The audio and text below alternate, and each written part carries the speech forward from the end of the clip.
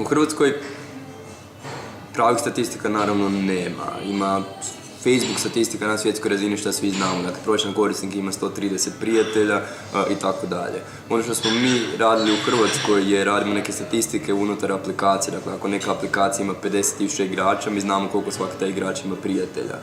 Prosječne vrijednosti su da taj igrač čak ima jedno 200 prijatelja, dakle puno više.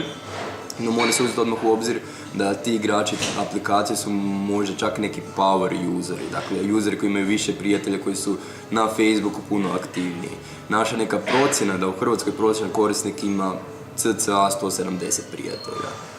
Što se tiče Twittera, naravno, opet nema javnih podataka koliko ih ima u Hrvatskoj.